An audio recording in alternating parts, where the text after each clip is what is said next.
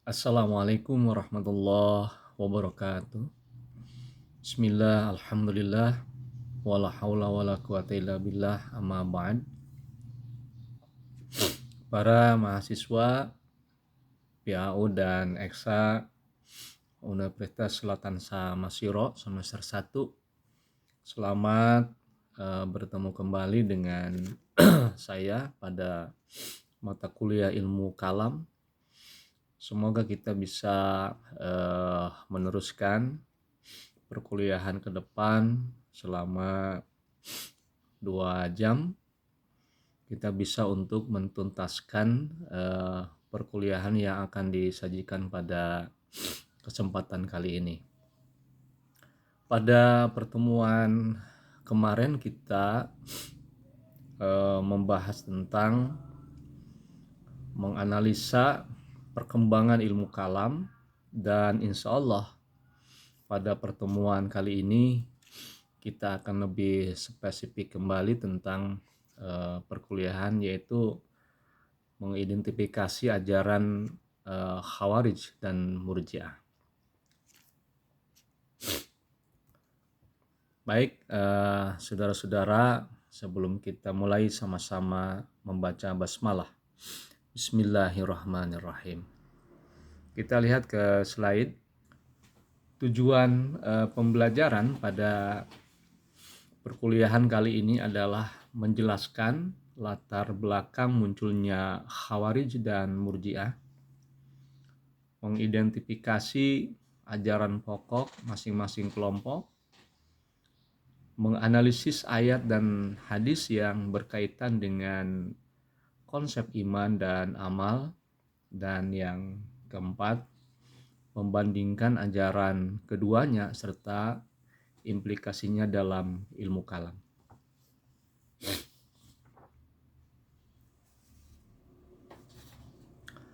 Saudara-saudara sekalian, kita lanjut. Berawal dari konteks sejarah. Khawarij muncul dari konflik politik ya, masa Khalifah Ali bin Abi Thalib ya. Jadi setelah wafatnya Nabi Shallallahu Alaihi Wasallam, masalah suksesi Khalifah dan konflik internal memunculkan ketegangan politik. Misalnya konflik antara Ali dan Muawiyah, keputusan arbitrase tahkim setelah perang Siffin ya. Beberapa pihak menolak bentuk kompromi atau penundaan, sementara lainnya mengedepankan kehati-hatian menilai iman seseorang. Inilah latar politik teologis yang memicu lahirnya Khawarij ya, dan Murji'ah pada masa itu.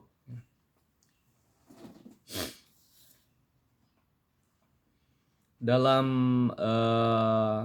Quran surah Al-An'am ayat 159. A'udzubillahi minasyaitonirrajim. Innalladzina farraqu dinahum wa kanu syi'an lasta minhum fi syai' innama amruhum ilallahi summa yunabbi'uhum bima kanu yaf'alun. Artinya, sesungguhnya orang-orang yang memecah belah agamanya dan mereka menjadi beberapa golongan, engkau, yaitu Muhammad, tidak termasuk golongan mereka sedikit pun. Sesungguhnya urusan mereka hanya kepada Allah. Kemudian Allah akan memberitahukan kepada mereka apa yang telah mereka perbuat. Ayat ini berbicara tentang bahaya memecah belah agama dan pentingnya memahami siapa yang merupakan bagian umat. Ini menunjukkan bahwa Al-Quran mengutuk fragmentasi relevan untuk mengkritik sikap ekstrim yang memecah komunitas. Ya. Jadi ayat ini juga memperingatkan agar umat Islam tidak terpecah karena perbedaan paham dan tafsir agama. Saudara-saudara sekalian, berikutnya Khawarij. Khawarij itu dari kata kharaja, keluar.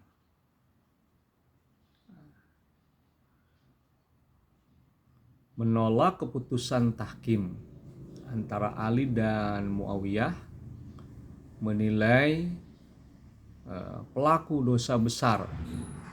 Nah, ini jadi Khawarij ini artinya itu adalah kelompok yang keluar dari barisan karena menolak keputusan politik keagamaan tertentu. Misalnya keluar dari kepemimpinan Ali karena menolak tahkim. Mereka itu menekankan bahwa iman harus nyata dalam perbuatan. Dosa besar dianggap mengindikasikan hilangnya iman. Maka karena itu muncul praktik takfir, menganggap kafir ya, terhadap orang yang melakukan dosa besar tertentu atau pemimpin yang dianggap zalim.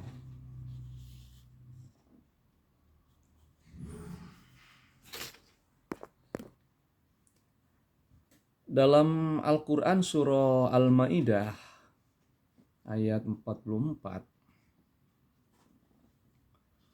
bahwa ayat ini berbicara tentang hukum dan ketaatan kepada hukum Allah. Khawarij mengambilnya sebagai bukti bahwa menolak hukum Allah atau kekafiran. Ya, penafsiran literal tanpa mempertimbangkan situasi, niat, kapasitas, ijtihad, posisi politik itu bisa berisiko. Ulama tradisional menekankan prinsip interpretasi teks dalam konteks. Pemisahan sosial, ya, maka konsekuensi praktisnya itu pemisahan sosial, pembunuhan tokoh-tokoh tertentu, dan munculnya kekerasan atas nama penegakan moral. Jadi secara konkretnya, contoh konkretnya, mereka itu menolak keputusan tahkim dan kemudian menuduh pihak-pihak yang menerima arbitrase sebagai keluar dari agama. Nah, ini sudah barang tentu memicu konflik yang bisa lebih jauh lagi.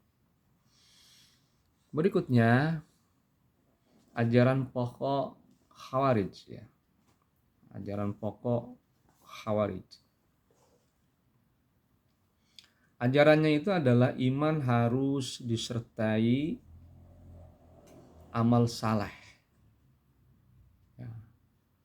Bagi Khawarij, iman sangat terkait dengan perilaku. Dosa besar dianggap menghapus iman. Ini berbeda dari pandangan mainstream yang melihat iman tetap meski berdosa. Ya. Jadi melihat iman tetap meski berdosa, meski mungkin tercemar. Ya, yang berkenaan dengan takfir, itu takfir praktis, menuduh orang lain keluar dari Islam karena tindakan keputusan politik atau etik. Nah, sekarang politik dan pemberontakan, jika pemimpin dianggap zalim, Khawarij cenderung mendukung pembangkangan dan bahkan pembunuhan sebagai cara menegakkan keadilan menurut interpretasi mereka. Nah, dalam hadis ya, halakal mutanatti'un, ya, Rasul Shallallahu Alaihi Wasallam memperingatkan bahaya berlebih-lebihan, ekstremisme. Nah, ini Hadis ini adalah untuk menunjukkan bahwa sikap ekstrim, baik yang terlalu keras maupun sembrono, ini pernah dikritik oleh Nabi Muhammad Shallallahu Alaihi Wasallam. Saudara-saudara sekalian, kita lanjut. Slide berikutnya adalah Murji'ah.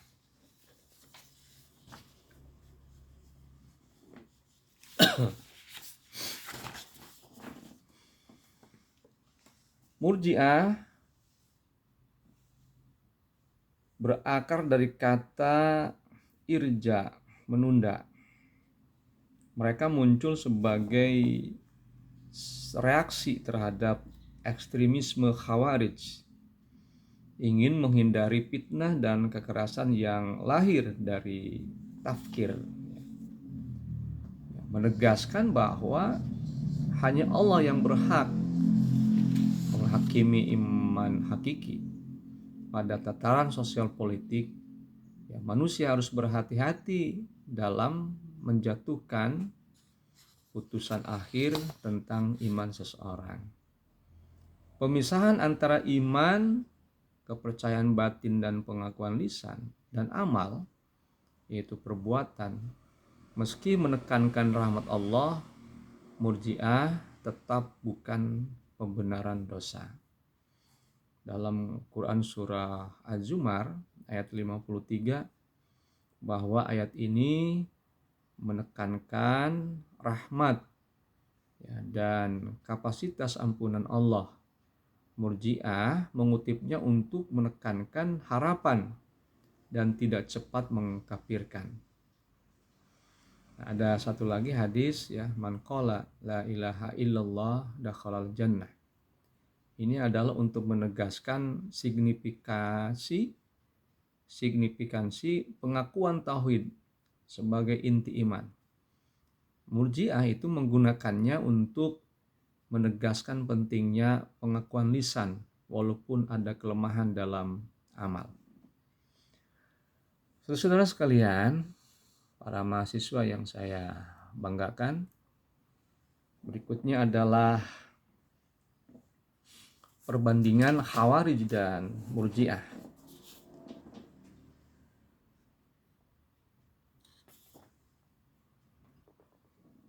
Khawarij itu amal bagian dari iman. Terus orang yang berbuat dosa besar, maka dia dikatakan kafir. Jadi sikapnya yang sangat keras Khawarij ini. Sedangkan Murji'ah, iman tetap meski berdosa, terus menunda penghakiman dan sikapnya lembut dan toleran. Sekarang bagaimana ajaran pokok Murji'ah? Iman itu adalah keyakinan hati dan lidah, fokus pada keyakinan internal dan pengakuan lisan sebagai indikator minimal untuk status mukmin. Perbuatan buruk itu tidak otomatis menghilangkan status mukmin. Mereka melihat hukuman dan penilaian akhir sebagai wewenang Tuhan. Bagaimana untuk menolak kafir? Maka Murji'ah menawarkan solusi sosial untuk menghindari kekerasan karena klaim kafir mengkafirkan yang mudah. Sebagai risikonya, bila disalahpahami, dapat menimbulkan kelalaian moral. Oleh karena itu, mayoritas ulama mengintegrasikan tenggang rasa dengan penekanan terhadap perbaikan amal. Dalam konteks politik, Murji'ah akan mendorong negosiasi dan penundaan hukuman agar komunikasi tetap utuh. Adapun dampak ajaran Murji'ah, positifnya itu mencegah fitnah, menjaga persatuan umat yang rentan di masa konflik, memprioritaskan proses hukum, keputusan yang adil. Negatif jika disalahpahami, bisa menurunkan urgensi moral dan mengurangi upaya reformasi jika semua kesalahan ditunda tanpa konsekuensi praktis. Nah, sebagai keseimbangannya, itu banyak ulama menjadikan posisi ini sebagai pengingat untuk menyeimbangkan rahmat dan tanggung jawab moral itu sendiri. Berikutnya, dalam slide, sikap Islam yang moderat. Nah, di sini Islam menyeimbangkan antara iman dan amal. Tidak mudah mengkafirkan dan tidak menyepelekan dosa. Moderasi bukan bersikap permisif atau lemah, melainkan keseimbangan antara prinsip moral dan hikmah sosial. Jadi tawasud berarti menimbang konteks, niat, dan akibat sosial ketika membuat penilaian teologis. Dalam Quran Surah Al-Baqarah ayat 143 menegaskan umat Islam sebagai umat pertengahan antara ekstrim kiri kekerasan dan ekstrim kanan pengabaian moral. Wa kadzalika ja'alnakum ummatan wasatan litakunu syuhada'a 'alan nasi wa yakunar rasulu 'alaikum syahida. Yang artinya, dan demikian pula kami telah menjadikan kamu umat Islam sebagai umat yang adil dan pilihan wasat, agar kamu menjadi saksi atas perbuatan manusia dan agar Rasul Muhammad menjadi saksi atas perbuatan kamu. Maknanya bahwa Islam menempatkan umatnya sebagai umat pertengahan, tidak ekstrim dan tidak lalai dalam segala aspek keimanan dan amal itu sendiri. Dalam hadis menambahkan dimensi praktis, yaitu hidup beragama secara seimbang adalah lebih baik, ya. Sebaik-baik urusan adalah yang pertengahan. Ini adalah hadis hasan diriwayatkan oleh Al-Baihaqi. Khairul umuri awsatuha. Khairul umuri awsatuha. Jadi maknanya Islam itu mendorong keseimbangan tawazun antara iman, amal, dunia, dan akhirat. Saudara-saudaraku mahasiswa yang saya banggakan, bagaimana kritik ulama terhadap Khawarij dan Murji'ah ini? Ya. Di sini saya akan menyampaikan secara singkat. Ya, jadi kritik terhadap Khawarij, para ulama itu, ulama tradisional menolak takfir yang mudah karena berpotensi menghancurkan komunitas dan merusak tatanan sosial. Nah, secara argumen teologisnya bahwa kekafiran itu memerlukan bukti jelas, penyangkalan inti akidah, bukan sekadar dosa atau kesalahan ijtihad. Nah, kritik terhadap Murji'ah itu dikhawatirkan mengaburkan pentingnya amal sebagai bukti keimanan dan motivator kesalehan sosial personal. Ulama menegaskan keseimbangan iman tanpa amal bukan iman yang ideal menurut Al-Quran dan Sunnah. Saudara-saudara, para mahasiswa yang saya hormati, yang saya cintai dan saya banggakan, maka kita bisa menarik kesimpulan di sini, ya. Khawarij dan Murji'ah, dua kutub ekstrim dalam memahami iman dan amal. Ya, Islam moderat menempatkan iman dan amal secara seimbang. Ya, perdebatan mereka berkontribusi bagi perkembangan ilmu kalam itu sendiri. Saudara-saudara mahasiswa yang saya banggakan, demikian ilmu kalam, mata kuliah ilmu kalam dalam pembahasan tentang Khawarij dan Murji'ah yang bisa disampaikan pada pertemuan kali ini sebagai tugas untuk mahasiswa, dan lebih banyak silahkan untuk diinterpretasikan, dijelaskan secara sendiri atau nanti bisa untuk didiskusikan.